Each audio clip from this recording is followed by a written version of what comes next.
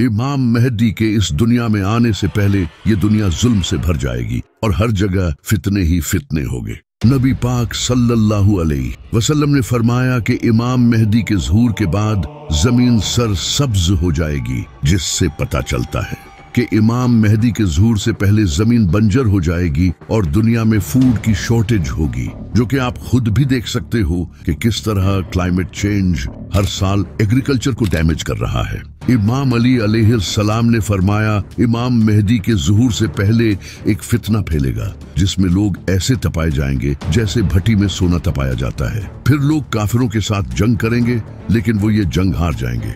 इसके बाद नबी पाक सल्लल्लाहु अलैहि वसल्लम के अहले बैत से एक इंसान जाहिर होगा और मुसलमानों को इकट्ठा करेगा। अल्लाह इन पर अपनी नीमतें नाजिल करेगा। नबी पाक सल्लल्लाहु अलैहि वसल्लम ने फरमाया कि एक बादशाह की मौत होगी तो एक आदमी मदीना से मक्का में मौजूद बैतुल्लाह में आएगा। फिर मक्का के लोग उसे बाहर निकालकर हजर अस्वद और मुकाम इब्राहिम के दरमियान उसकी बैत करेंगे और अहले शाम के लोग भी आकर उसकी बैत करेंगे, जबकि वो इस बैत को बिल्कुल पसंद नहीं करेगा। फिर कुरैश से एक आदमी निकलेगा और वो एक लश्कर लेकर अहले शाम से इमाम मेहदी को कत्ल करने आएगा, लेकिन अल्लाह उस लश्कर को मक्का और मदीना के दरमियान रेगिस्तान में धंसा देगा। जब लोग ये देखेंगे तो शाम से अल्लाह के वली और इराक के बेहतरीन लोग उसके पास आएंगे और उसकी बैत करेंगे। इमाम अली अलैहिस्सलाम ने फरमाया, वो मेहदी उस वक्त नजरों से छुप जाएगा और गरीब और मुसाफिरों में से होगा। जब इस्लाम गुर्बत के आलम में उस ऊंट की तरह होगा जो थकावट से अपनी गर्दन डाले हुए होता है, तो उस वक्त जमीन उसके सामने अपने खजाने उंडेल देगी और उसके सामने अपनी चाबियां डाल देगी। फिर वो तुम्हें दिखाएगा कि इंसाफ कैसे किया जाता है। इमाम मेहदी का साथ देने के लिए खुरासान से काले झंडे लहराते हुए एक फौज चलेगी, जो कि इमाम मेहदी की फौज के साथ जा मिलेगी। आज के दौर में खुरासान के इलाके में Iran, Afghanistan, Tajikistan, Turkmenistan, Uzbekistan और पाकिस्तान, इन सारे मुल्कों का कुछ हिस्सा शामिल है। इस खुरासान के इलाके में जितने भी मुल्कों के शहर आते हैं, इन सब में एक चीज कॉमन है, ये सारे शहर कुछ खास डेवलप्ड नहीं है। खुरासान का ज्यादातर इलाका पहाड़ी और रेतला इलाका है। ये इलाका दुनिया की आयाशी से अलग है, ताकि यहाँ के रहने वाले लोगों के दिलों में दुनिया की मोहब्बत ना हो। जो लोग मरने से डरते हों, वो क्या जंगें लड़ेंगे। और दूसरी कॉमन चीज इस इलाके में ये है कि इस इलाके में ज्यादातर आबादी पठान की है, जो कि इस वक्त दुनिया की सबसे बहादुर कौम है। लेकिन इस खुरासान के जिस इलाके से काले झंडे लेकर फौजें चलेगी, इस वक्त के हालात के मुताबिक वो अफगानिस्तान हो सकता है, क्योंकि अफगानिस्तान में आज के वक्त इस्लामी कानून के मुताबिक हुकूमत कायम है और अफगानिस्तान ही वो मुल्क है जिसके पास आज खोने के लिए कुछ भी नहीं है। इनकी जीडीपी पहले ही नीचे इतनी जा चुकी है। और तीसरी चीज, अफगानिस्तान ही वो मुल्क है जिसमें तालिबान ने अमेरिका जैसी सुपर पावर को अपने मुल्क से भगा दिया था। जब इजराइल ने फिलिस्तीन पर हमला किया तो तालिबान ने ईरान से फिलिस्तीन के लिए रास्ता मांगा था। आज के हालात के मुताबिक ऐसा लगता है कि ये फौजें अफगानिस्तान से ही चलेंगी। लेकिन जब खुरासान से फौजें इमाम मेहदी के लश्कर के साथ जा मिलेंगी, फिर मुसलमान पूरी दुनिया को फतह करेंगे और मुसलमानों की पूरी दुनिया पर हुकूमत होगी। नबी पाक सल्लल्लाहु अलैहि वसल्लम ने फरमाया कि रोमन्स दाबिक या अल्माक नाम की जगह पर जमा होंगे और मुसलमान भी जंग की तैयारी करेंगे और मदीना से रोमन्स के खिलाफ फौज भेजेंगे। ये दोनों फौजें आपस में जंग करेंगी। रोमन्स मुसलमानों से कहेंगे कि हमारे रास्ते से हट जाओ, ताकि वो दूसरे ग्रुप से लड़ सकें। इस ग्रुप को मुसलमानों ने पहले से कैप्चर कर लिया होगा, लेकिन मुसलमान इनकार कर देंगे और अपने भाई मुसलमानों के साथ खड़े रहेंगे और रोमन्स के खिलाफ जंग करेंगे। और वो ऐसी लड़ाई लड़ेंगे जिसकी मिसाल किसी ने देखी नहीं होगी। यहाँ तक कि अगर कोई परिंदा इनके किनारे से गुजरेगा तो उसे बैठने के लिए कोई जगह नहीं मिलेगी। इतने बड़े लेवल पर कत्लेआम होगा। जब गिनती की जाएगी तो 100 आदमियों में से सिर्फ एक जिंदा मिलेगा। इस जंग में मुसलमानों के 3 हिस्सों में से एक हिस्सा डर कर जंग छोड़कर भाग जाएगा, जिसे अल्लाह कभी माफ नहीं करेगा, और एक हिस्सा शहीद होगा जो अल्लाह की नजर में बेहतरीन शहीद होगा, और आखिरी हिस्सा जंग जीत जाएगा और वो कॉन्स्टेंटिनोपल को फतह करेगा। जंग खत्म होने के बाद जब मुसलमान माले गनीमत में मसरूफ होंगे तो शैतान पुकारेगा कि दज्जाल ने तुम्हारे घरों में तुम्हारी जगह ले ली है और इससे मुसलमानों में हंगामा पैदा होगा और वो बाहर निकलेंगे, लेकिन उसका कोई फायदा नहीं होगा। दज्जाल की इस कंफ्यूजन से डील करके मुसलमान सीरिया जाएंगे। वहां मुसलमान एक और जंग की तैयारी में होंगे और नमाज का वक्त हो चुका होगा।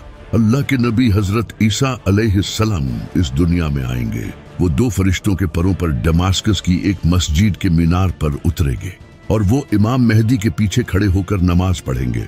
फिर यहाँ से मुसलमानों की लीडरशिप हजरत ईसा अलैहिस्सलाम के हाथ में होगी। हजरत ईसा अलैहिस्सलाम फरमाएंगे, दरवाजा खोल दो। जब दरवाजा खोला जाएगा तो सामने दज्जाल खड़ा होगा। नबी सल्लल्लाहु अलैहि वसल्लम ने फरमाया, हर नबी ने अपनी उम्मत को दज्जाल से डराया है। इस दज्जाल की एक आंख कानी होगी, इसके बाल घुंघरियाले होंगे, इसके माथे पर काफिर लिखा होगा जो पढ़ा लिखा और अनपढ़ दोनों पढ़ सकेंगे। इसके एक हाथ में जन्नत होगी और दूसरे हाथ में दोज़ख। इसकी दोज़ख हकीकत में जन्नत होगी और जन्नत हकीकत में दोज़ख होगी। दज्जाल इस दुनिया में पैदा नहीं होगा, बल्कि वो पहले ही इस दुनिया में मौजूद है। एक दिन नबी पाक सल्लल्लाहु अलैहि वसल्लम ने नमाज के बाद सहाबा को एक वाकया सुनाने के लिए जमा किया।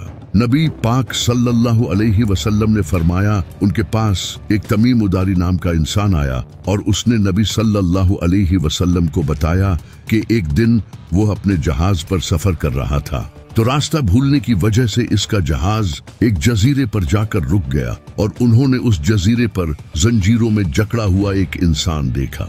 इस इंसान ने इनसे कुछ सवाल पूछे। पहला सवाल, बेसन के खजूर के दरख्त फल देते हैं या नहीं?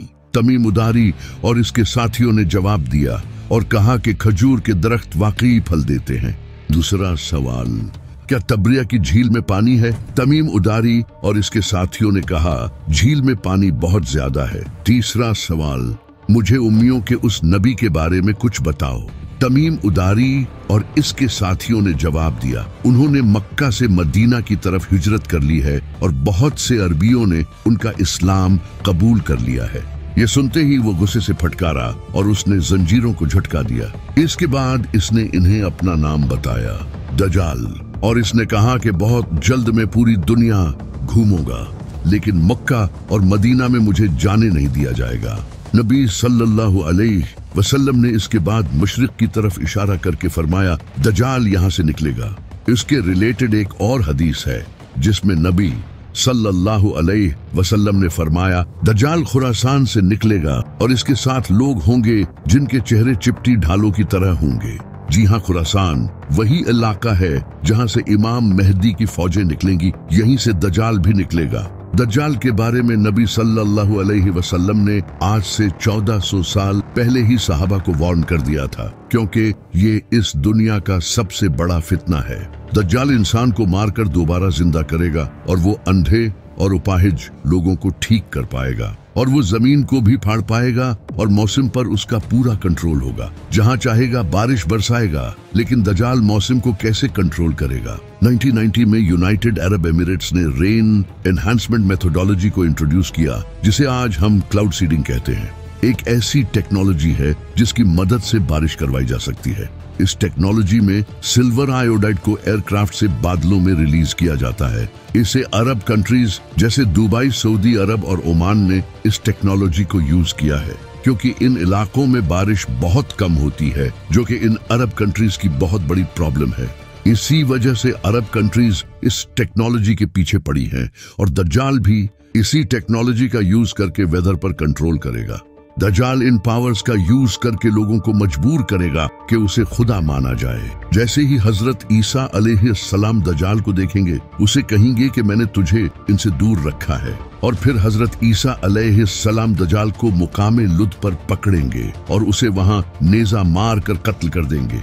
मुकामे लुद पर आज के दौर में इसराइल ने एक एयरपोर्ट बना रखा है और शायद दज्जाल किसी प्लेन में वहां से भागने की कोशिश करेगा और वहीं पर हजरत ईसा अलैहिस्सलाम उसे कत्ल करेंगे।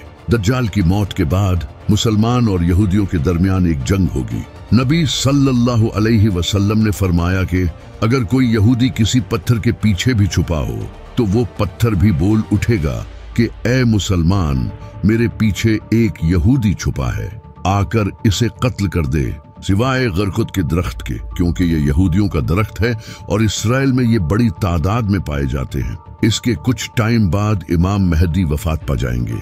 नबी पाक सल्लल्लाहु अलैहि वसल्लम ने फरमाया, इमाम महदी तुम में 7 या 8 साल तक रहेंगे। इसी पर इमाम बाकिर अलैहिस्सलाम ने फरमाया, जब इमाम महदी का ज़हूर होगा तो अल्लाह इस यूनिवर्स की रोटेशन को स्लो कर देगा, जिससे वक्त स्लो गुजरेगा और इस तरह इमाम महदी सिर्फ 7 सालों में दुनिया फतह कर लेंगे। फिर हजरत ईसा अलैहिस्सलाम कुरान के कानून और एक आदिल हुक्मरान की हैसियत से लोगों में इंसाफ के साथ फैसला करेंगे, क्रॉस को तोड़ देंगे और खंजीरों को मार डालेंगे और जिज़िये को खत्म कर देंगे।